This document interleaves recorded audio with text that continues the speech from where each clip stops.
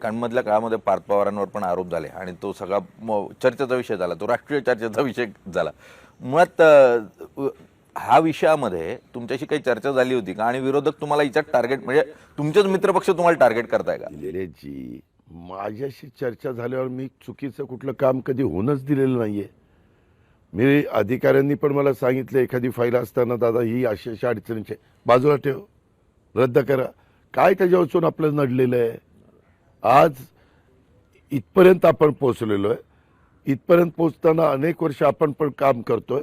माझं काय होतं, मी सकाळी लवकर कामाला लागतो. आता आज पण तुम्ही घेतली, तुमच्या आधी एक इंटरव्ह्यू मी दिलेला आहे, ते 6 वाजताच आले होते. त्याच्यामुळे मी किती वाजता रात्री झोपलो तर 6ला तयार असतो आणि कामाला सुरुवात करतो.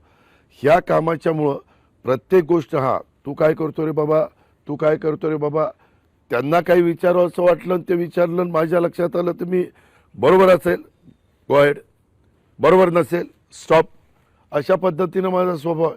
आता मी पण ते काही पेपर बघितले, जी जमीन सरकारची आहे गव्हर्नमेंट ऑफ महाराष्ट्राची, ती विकताच येत नाही. आणि मी तुमच्याकडं, तुम्ही रजिस्टर ऑफिसला आहात, तुम्हाला रजिस्ट्रेशन करायचं आहे, तुम्ही मला सांगायला पाहिजे ना, ही रजिस्ट्रेशन होऊ शकत नाही. ही राज्य सरकारची जमीन आहे. आत्ता लीजवर बॉटॅनिकल गार्डनला केंद्र सरकारला दिलेली, लीज संपल्यावर ती पुन्हा आमची होणार आहे. संपला विषय. मुळात सातबारावर शिक्का असतो. सर्वसामान्य आपल्याला एवढं तर कळतं की शिक्के असतात सरकारी जमिनीचे, इतकेच नाही काही रिझर्वेशनचे. मग तरी पण व्यवहार होतात कसे, आज मूळ प्रश्न आहे. दादा, या परिस्थितीमध्ये व्यवहार होतात कसे म्हणजे, पुण्याच्या आजूबाजूला जमिनीचे भाव आभाळाला भिडलेले आहेत, वेगळे सातबारा काढले जातात. अहो, तुम्हाला परदेशात जायचं असेल तर काही लोक पासपोर्ट डुप्लिकेट काढून परदेशात निघून जातात.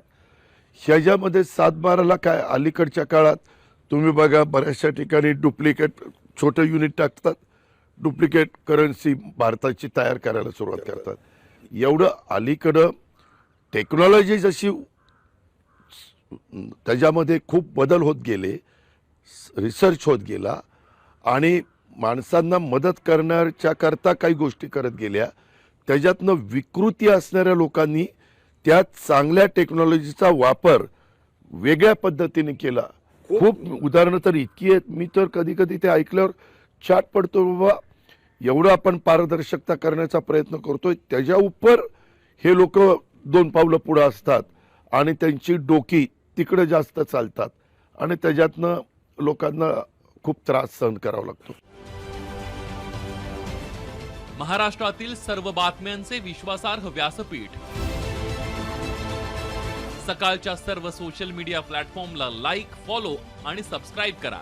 तसंच सर्व नोटिफिकेशनसाठी बेल आयकॉन प्रेस करायला विसरू नका.